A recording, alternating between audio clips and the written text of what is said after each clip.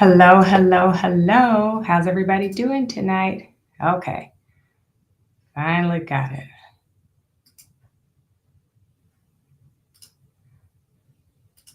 All right. Hey, happy Wednesday, everybody. How's everybody doing? I am so, um, I am so sorry. You know what? I was having some serious technical difficulties. So hopefully I got them resolved and we can just kind of get on with it. So welcome, welcome, welcome. Let me know where you are streaming from.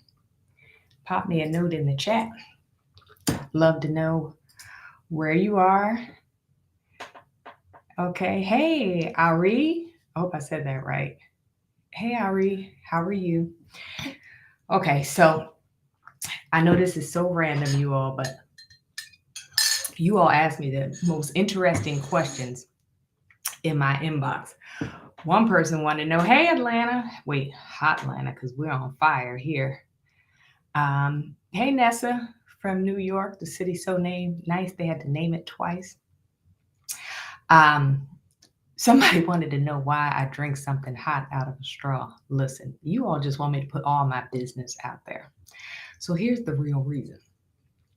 I drink everything with a straw because it keeps the front of my teeth from staining. I know your girl's a mess. But that is the reason for the person who was shady enough to notice and ask why I do it, right? So anyway, um, can I just also have another kind of confession? So I had a really busy, hey, Alex, Christine, and another person in Atlanta. I had a crazy busy day yesterday. And I just needed to like kind of have a quiet moment and just kind of like do something what I call just mindless. So ask me, did your girl turn on her Christmas in July movie and just sat and kind of just watched the snow and the trees? I know they're most ridiculous movies. You know, they're corny as all get out, they're predictable, but you know, I love Christmas. And so, again, confession, your girl was watching Christmas in July. Yes, and yes. Wait, and not even ashamed of it. Because my husband came in the room and he said, are you really watching a Christmas movie? He said, I can't with you. I'm like, I know. It is what it is. So, for all you out there who love Christmas like me, send me a little wave like, yeah, you're right there with me. Or if you're like, girl, that's ridiculous. Because you might agree with my husband, like, okay, really, Stacy? So, anyway, how do smart women deal with men and commitment? Like, how does that really happen?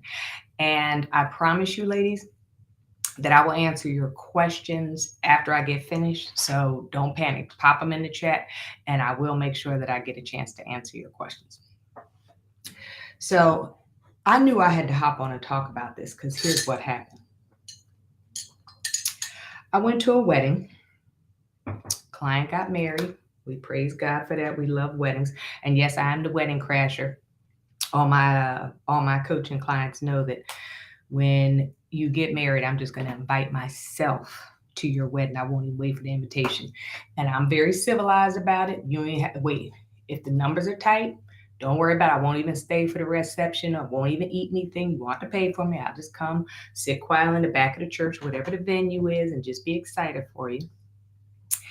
Anyway, so I'm at this wedding and I'm, talking to this couple. And just so you all know, for those of you who don't know me, like I should have a bold warning label tattooed on my forehead because I am so committed to what I do, the work that I do, that I will ask anything. Like if I find a guy or if I'm talking to somebody, I will ask them anything. Like especially when I'm in research mindset, no question is off limits.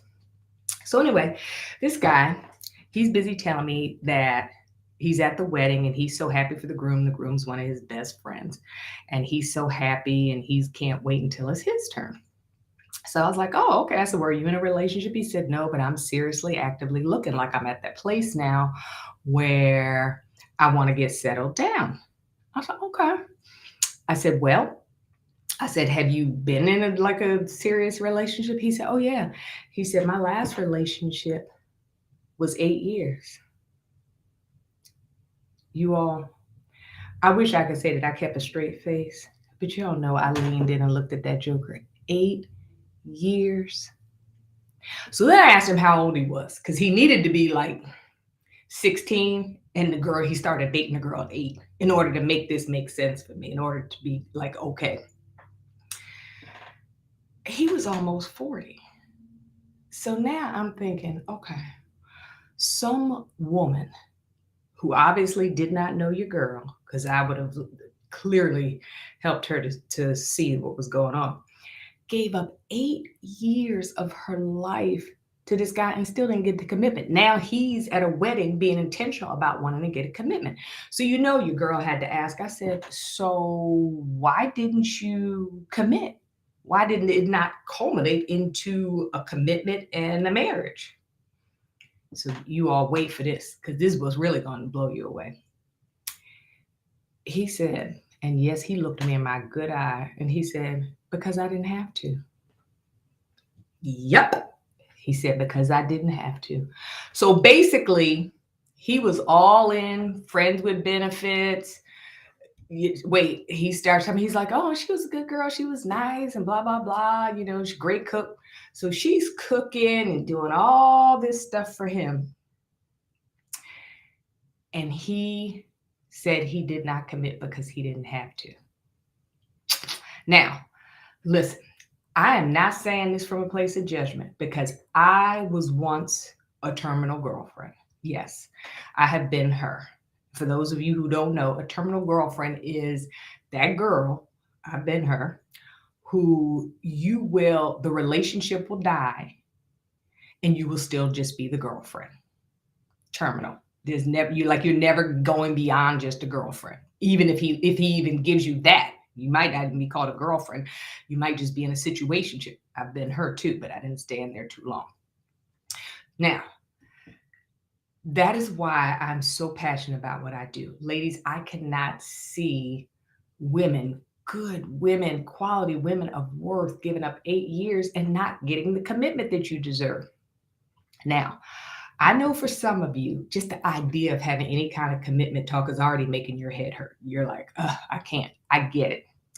But here's what happens when you have absolutely zero idea how a guy really feels about you. You know, your thoughts, and I know, again, I've been there, so I am not saying this from a place of judgment. But your mind is constantly spinning. You know, is he my future? Does he really like me? Where is this going? Is he ever going to commit? Is he God's best?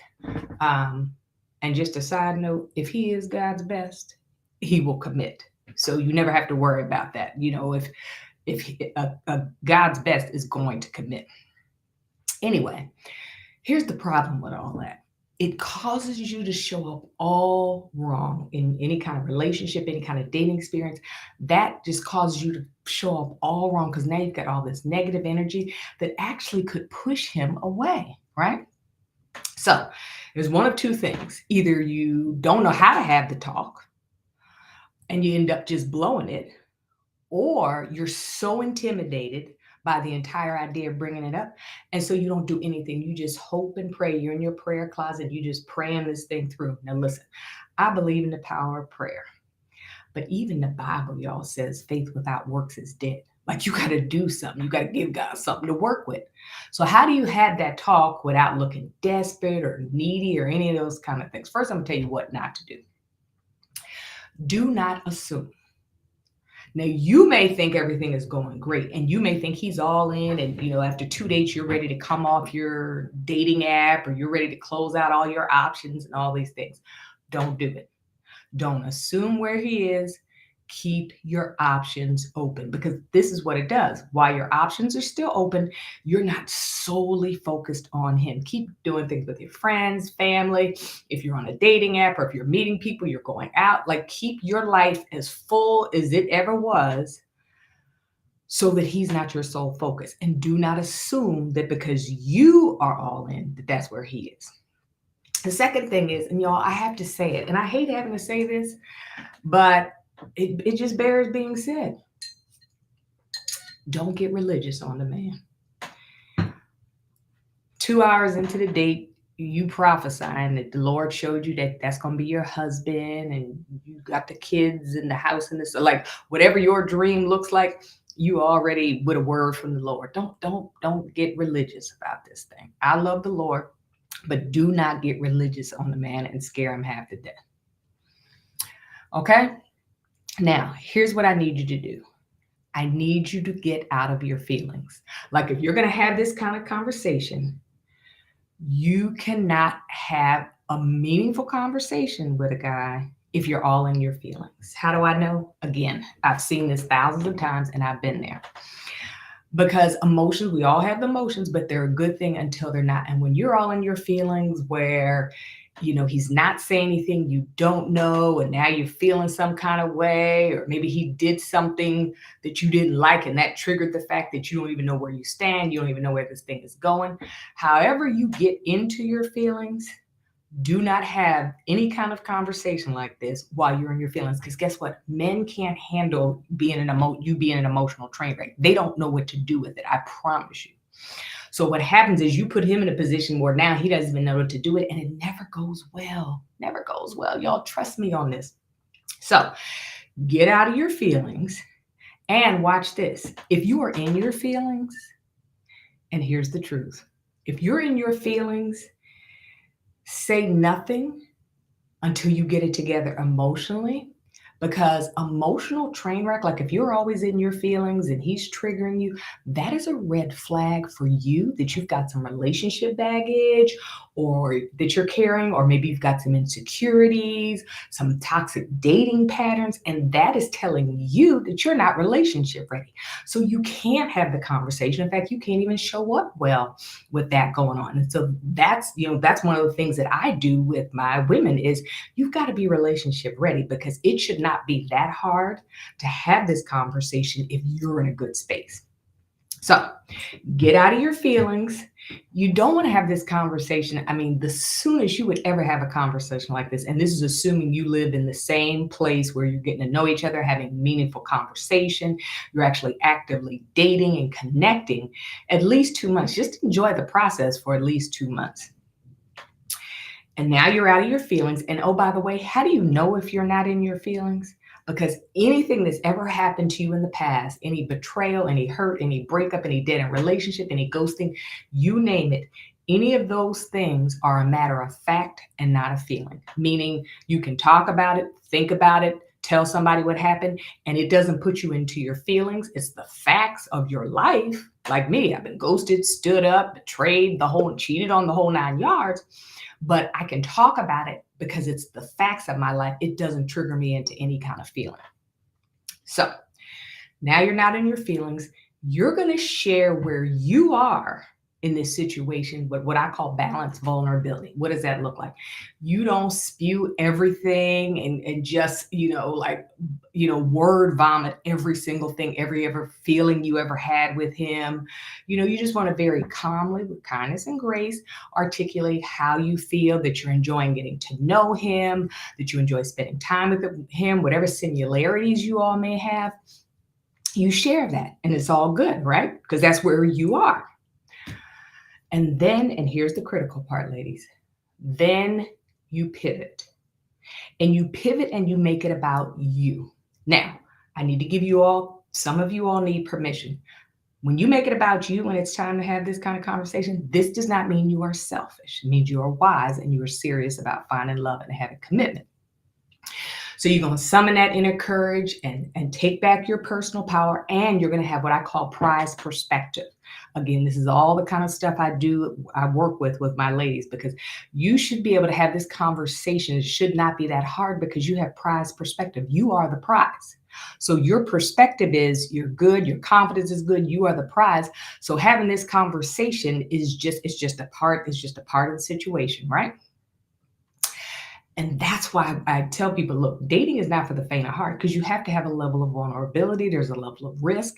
And so that's why your confidence, you have to be so good with knowing your worth, have your confidence, your identity. All of those things must be resolved before you start trying to be in a serious relationship, because you don't want your confidence or your identity or any of these things attached to a guy that could be a dead-end relationship. So with grace and kindness and a smile, you're just going to look at him and find out. You're going to share who you are. This is why you need clarity on who you actually are. Like, who are you really outside of your education, your job? Who are you? What you value. And you should be able to, again, articulate this very clearly. This is who I am. This is what I value. And this is what I want for my future. Again, if you're not able to do this, then that means there's work for you to do. So you want to make it plain. You're not in your feelings. You're doing with kindness, grace, not triggered, no confrontation. And you just make it plain where you are. Because this is your life and this is about you. So then here's what happens. Once he sees that you're able to be vulnerable, he can feel safe with you. If he has the potential to commit, he's going to share where he is, share what he sees for his future, share what he values. If he doesn't, and I have to prepare you ladies because, struggle is real. If he doesn't, then what happens is he's showing you if he's not going to even entertain that now, he's not going to entertain it in the future. So it could be a year, 6 years, 5, 8 years. He's showing you that he's not even trying to kind of vision cast. Okay. And in fact, when you do this, this gives him what I call the exit ramp. This will help you avoid getting ghosted, because sometimes the reason you get ghosted is because they don't even know what to do with you. Like, they don't see a future. They don't know, maybe they're not responding to your text, or they're giving you that one word answer like, hey, Kay, that kind of thing. But it's not really going anywhere. He doesn't see the exit ramp off the freeway. You're creating this exit ramp. And ladies, you want the wrong one, the imposter, the one that's not God's best. You want that joker to take the exit ramp off your life, because the longer you tolerate him, the longer it takes you to get to the man that God does have for you. And that's what I want for you. That's what I'm here for. So I know it's not easy to think that maybe the talk isn't going to go as well as you'd like, but you definitely want to know, because you don't want to look up 8 years later with regret. And one of the reasons it's so hard to have this conversation is kind of that fear, like, it's that scarcity mindset. Like, I won't ever find a great guy. I won't ever get committed. I won't ever get married or find love again or believe in love again, or whatever your story is. It's that lack of confidence, that lack of clarity. Those are all things that make this so hard. That's why I do the work that I do, because this should not be hard for you, but it's so, so necessary. And again, I know it's hard. And I'm not even trying to diminish it. It's hard for some of you, but again, that's a cause for you to say, okay, what's going on with me? Because again, prize perspective, I'm the prize. The Bible says when he finds you, he finds a good thing. I'm the prize. I'm a good thing. This should not be that hard for me. Okay. All right. All right, ladies, there it is. So I'm gonna go ahead and answer some questions. Pop your questions in the chat. Wait, Marie said that was a common law marriage, 8 years. I know that's right. Hey, Jen. So, anybody have any questions, anything for me that can kind of help you work through some stuff? Because I don't want to keep you all evening. I know people have things to do, so I'm not going to stay on too long. I promise myself, I always say I'm only going to get on here for a few minutes. And then I get on here and just start talking because I love what I do. Okay, Jen says that's you. You're intimidated. Okay. Jen, that's, again, you have to ask yourself why. What's going on with you, and what perspective do you have? Your prize perspective that has you feeling intimidated by this, because this should not be intimidating. I understand how it can be. It used to be for me as well. But again, that's that prize perspective where you recognize your worth and the value you bring to the table. And it's his misfortune if he doesn't have the capacity for it, or he doesn't understand it, or he doesn't recognize it. Okay. So that's kind of, the upside of it. And, again, I want better for you all, because I promise you, when that guy told me 8 years because he didn't have to, my heart sank. But I've seen it. I've seen it so many times, but it was just so kind of plain and in your face. And oh, by the way, he's at a wedding now looking to be committed. What does that tell you? Okay. So, are paid dating sites better than the free ones. So in my experience with my clients, uh, yes. But I will say this. So none of that really matters if you're not showing up right, because you can be on a paid site, but if you've got any kind, if you're not relationship ready, if you've got any kind of baggage, you don't have your clarity or confidence game up, then you could be paying money for a dating site, but you're not showing up in a way that's your position to be able to build and have a meaningful connection to attract the type of guy that's actually going to be right for you. So I've had clients who've been on paid sites that ended up getting, in a committed relationship and they were very pleased with it.